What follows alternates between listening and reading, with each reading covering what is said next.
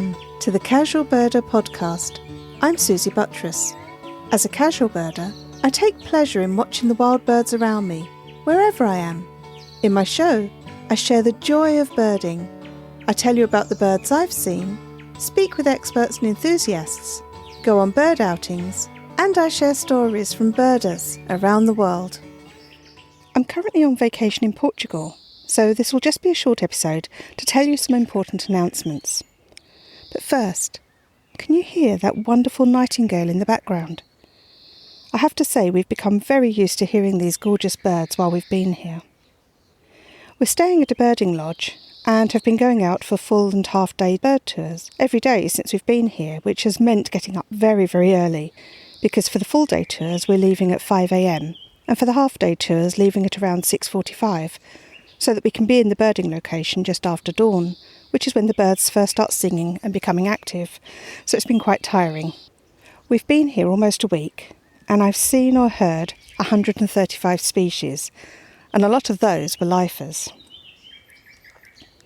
It's been absolutely beautiful staying here. We're in a gorgeous location with wonderful mature gardens, and barn swallows nesting in the roof overhangs of the rooms and the dining room. There's a big picture window that doesn't have glass in it, and the swallows are able to fly in and they're nesting in the rafters. So as I'm recording now, I'm sitting looking out over a lake with scrubland in the background. Just a little while ago, there were some Iberian magpies flying over. They used to be known as azure-wing magpies, and they have the most gorgeous light blue wings. So the updates I wanted to give you are about the Global Big Day, which is fast approaching on the 13th of May. The Global Big Day is a wonderful event run by eBird, Swarovski Optic, Global Birding and BirdLife International. It's a great way to share our love of birds and to know that we're taking part in a global event that provides data via community science. On that day, birders around the world will participate, and during a 24-hour period, they're encouraged to see as many species as possible within their local area. I'm really proud that the Casual Birder podcast is putting forward a team for this event, and I'd love you to join us. Now, not all of us will bird for 24 hours, but some of us might like to. In fact, some of us may only be able to watch birds from our window for, say, 15 minutes, but that doesn't matter. The goal of the event is to get people birding, to gather research data via community science, and to raise awareness of the issues facing our avian friends on migration. May the 13th is also World Migratory Birds Day, so it's in peak migration period for those in the Northern Hemisphere, the spring migration, and for the Southern Hemisphere it'll be the autumn migration time. During last year's event, 52,000 birders submitted over 100,000 checklists, with over 7,500 of the world's bird species recorded. This information is added to the eBird database and used to provide insight into bird populations and data for conservation efforts. So, on the big day, we'll all be birding in our own locations for as long as suits us, hopefully for at least 15 minutes. And our lists will be shared to our team account, which gives us a combined team total of species for the day. On previous big days, we've had over 400 species found by our team members living in countries around the world, which is really exciting. And we have a range of birding experience in the team, from expert to completely novice. As long as you can recognise some of the birds in your area and create a checklist, you can take part. So please don't worry if you feel like you don't know many birds. Every bird that you can identify and include on a checklist provides valuable information. So our team is a virtual one. You'll go birding in your own location, but share your results with the team eBird account. So you do need to have an eBird account for the event, but it's very simple to set up. And I'm sure many of you are already logging your sightings on eBird anyway, but there are some instructions about how to share checklists on the Casual Birder website at casualbirder.com. And you also need to register as an individual birder on the Global Birding website. You enter your name, followed by a / and the Casual Birder podcast team. So, for example, when I registered as Suzy Buttress / Casual Birder podcast team. I'd also like you to sign up to our team email list, because that helps me know who's actually taking part. And there are some special events that will happen, and some giveaways that I organise around the Global Big Day. so you do need to be on the email list. All the links are in the episode notes. Migration is a really challenging time for birds. They're moving to their breeding grounds, but they also face being trapped and killed by humans along the migration routes. So to help counter some of that, we're raising funds for BirdLife International, who work in the key migration areas with local people to research what the conservation issues are and provide education and support to help the people protect the bird species that live there and those that pass through on migration. If you'd like to help support that fundraising on behalf of the Casual Birder podcast team, you can visit our Just Giving page. And once again, all the links are in the episode notes. So it's a short episode this week. I really wanted to encourage you to take part in the Global Big Day, whether you do it as an individual, but ideally if you do it as part of our team. In the past, we've had some lovely community events, and it would be wonderful if you were part of it. So I'm out here in Portugal for a little bit longer. And as I said previously, it's been fantastic birding. Some of the birds I see are ones that I know about already, such as goldfinches, common magpies and blackbirds. But some of them are ones that I've never seen before. And as I mentioned, I just recently saw some Iberian magpies, and that's a bird that I'd always wanted to see. I love the colour blue anyway, and they featured on the front of one of my bird books when I was a youngster. So it's been one of those iconic species that I'd love to see. Turns out they're a little bit shyer than I perhaps thought they might be based on my knowledge of our local magpies, the common magpie, which is a black and white bird, still a member of the corvid family and quite an assertive bird. But these Iberian magpies are a sort of sandy brown colour in the body, have a black cap, a white face and beautiful sky blue wings. And they have quite a different sound, more of a churring call than our magpies back home, which have a bit more of a harsh sound. This is such a beautiful location overlooking a big lake. It's up in the hills, so it's a little bit cooler here than it might be on the coast. And as I said, there's lots of beautiful barn swallows around that provide a lot of entertainment. The youngsters have already fledged, and I was surprised that the breeding season started a lot earlier here than in the UK. Now, I do want to give some shout-outs to people I've met while being here. On the first day birding, we stopped at a hide, and I was delighted to be able to hear some common quail outside the hide. We also saw some very exciting birds from the hide, including glossy ibis and white storks. But I met David, Jill, Glyn and Leslie, who were finishing their holiday in Portugal, and they'd been to several birding sites and told me about the birds they'd seen. I pointed out the common quail calling that you might remember from my trip with Annika a year or so ago, which has a 3-note sound that sounds like it's saying, "Wet my lips, wet my lips." So I suggested the Merlin app to them to help them identify some of the bird sounds they were hearing, and I showed them how it worked. I've actually used Merlin a lot myself on this trip. It hasn't always been totally accurate, but when it tells us what birds might be around, it's invaluable to help us zoom in or focus on a particular bird and learn more about it. While at the lodge, I met Ida, Fletcher and their young son Bob, who's starting to learn about birds. I spoke to Bob on the last night of his stay to find out what bird he'd really enjoyed seeing. So I'm here in Portugal with Bob, a young birder who's been going out on some birding tours this week. And I wanted to know, Bob, what have been your favourite birds you've been seeing? Me and the group saw a little bustard, which is apparently extremely, first of all, hard to see and also really rare in Portugal due to pesticides, other stuff like that. And we also saw a little owl, which is very small, and it's pretty cute, and it has like pretty big, bright yellow eyes. And we also saw some kingfishers. And kingfishers are gorgeous, aren't they? Such a lovely blue colour. Yeah, I really like that sort of darkish blue. It's nice. It's a nice colour. And I think Frank said that you saw him fishing. Actually saw the kingfisher catching fish. Well, I didn't actually see it. I was either fully asleep or half asleep most of the time.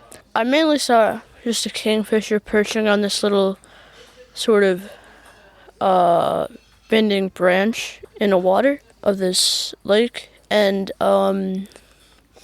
It dived like a few times. It was sort of unclear if it caught something. And wandering around the site here is absolutely fabulous gardens with lots of bird life. Is there anything here at the Quinta that you have particularly liked seeing? Well, I really like the view because from all these rooms here on the right, you wake up in the morning, you go out the door, and you see this amazing lake, and there's this nice dock where I swim. Me and my dad like to swim there a lot. But even though the water is fairly cold, and we've seen some fish and turtles, and we've done some kayaking and canoeing, and though apparently fishing in Portugal is currently illegal because it's mating season. While we've been talking, there's been a frog or a toad croaking out behind us, and I've never heard that before. And the first time I heard one of them, I thought it was a bird calling, because there's one that's got quite a high-pitched kind of croak. What about all the swallows that have been flying around and have nested all in amongst the eaves? Well, yeah, it's nice here because, like in the main dining room area, you can see this lovely window. Well, it's not really a window, it's just a hole in the wall. And you just look through, and of course you see that lovely view I was talking about. And then you see like barn sparrows flying in and nesting. Yeah, they're all up in the rafters, aren't they? And they've got what's clever is they've kind of put flat platforms underneath the nest to stop any droppings, I guess, falling down. But the swallows come in and just land on that and chatter away. Thanks for chatting with me, Bob, and I hope you had a safe journey home. On one of the trips that we did, I got some really great views of larks, and not having seen any other type of lark other than skylark in the UK, I was able to learn the difference between a Tecla's lark and a crested lark, which both look extremely similar. But if you can see them close enough, their bill shape is different. The crested lark has a longish, concave bill on the lower mandible, which makes it look a little bit like it's frowning. And the Tecla's lark has a slightly shorter bill, which gives it a softer look to the face. There's also differences in the tail feathers, contrasting with the rump, with crested lark being a little more uniform in colour, but the Tecla's lark having a more russet colour in the tail. It's a bit difficult to see though, especially in the bright sunshine. And the final thing we learned is some of their calls. I think I'm getting there. In fact, there was a funny moment the other night. While I was asleep, I was dreaming about describing the differences between Tecla's lark and the crested lark, and John woke me up to tell me that I'd been talking in my sleep, clearly saying about the Tecla's lark having the reddish tail feathers, contrasting with its rump, which the crested lark doesn't have. It was like I was giving a lecture in my sleep. That's a bit of a new thing for me, reciting facts in my sleep. I'd also like to give a shout out to John and Maria from California, Paula and Janet from Washington DC, Kate and Richard, Diana and Peter, and Lucy, Rachel and Claire from the UK. It's been lovely to meet all of the people staying here, and that's one of the nice things. You know you're coming together with other birders, but you don't know who you're going to meet, and so there's some great stories to be had. We're not here on an organised trip with those birders, we're all just staying in the same location, but going out on some of the day trips that we've each booked. So it has been a really interesting time. Just cutting in here to say that it's taken me a little while to edit this episode, being as I'm spending my time out watching birds, and I'm now at the villa where we're spending our second week in Portugal. I've got a couple of extra shout-outs to make. I'd like to say a really big thank you to Frank, Tony and Otto, who were our guides while we were staying at the Quinta.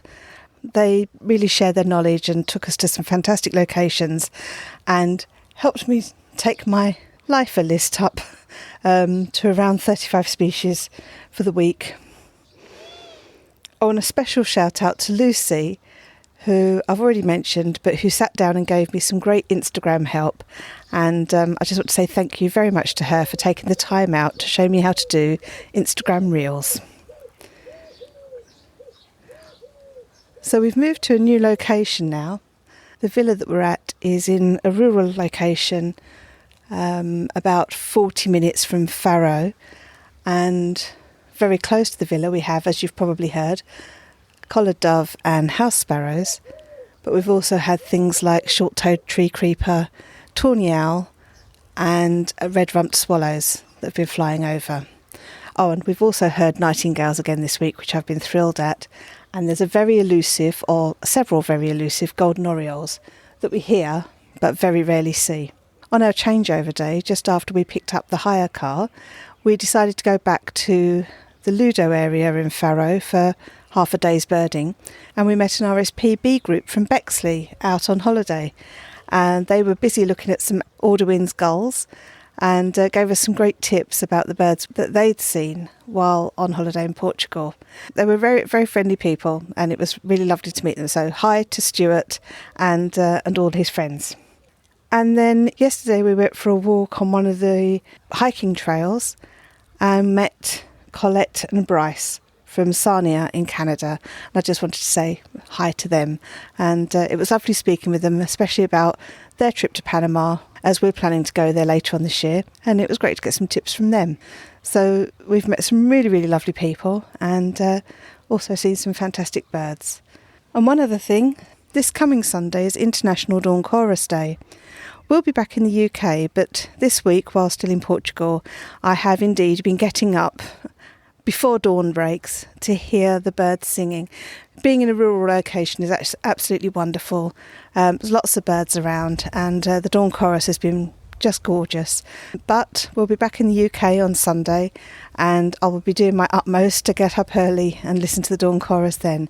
But all this month, it's worth taking the time to get up early, get out, and just listen to the birds singing, calling for mates and defending their territories. The bird song this time of year is absolutely beautiful. So I just wanted to remind you to get up early and listen to the bird song. But anyway, back to the episode.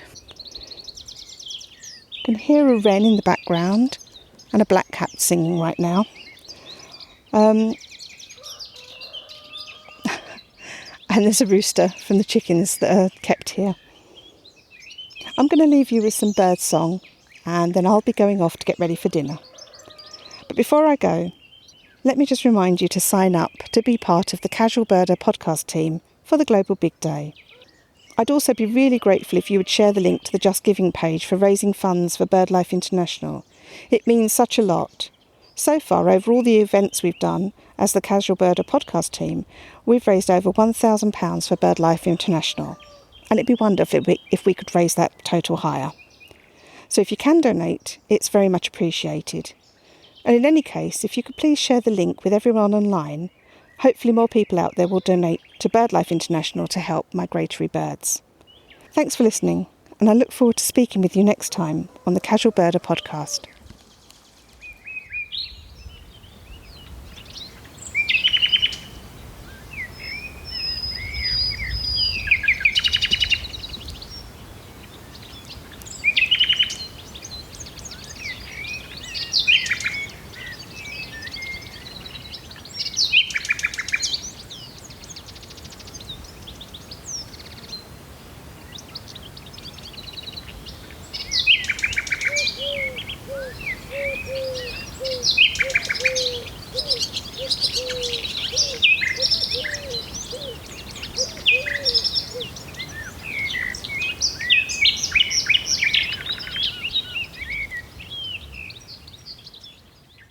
My thanks to Randy Braun for designing the artwork for the show. The theme music is Short Sleeve Shirt by The Drones. Thanks to them for letting me use it. Check out their website at dronesmusic.net. Thank you all for listening, and I hope you'll join me again for another episode of the Casual Birder podcast.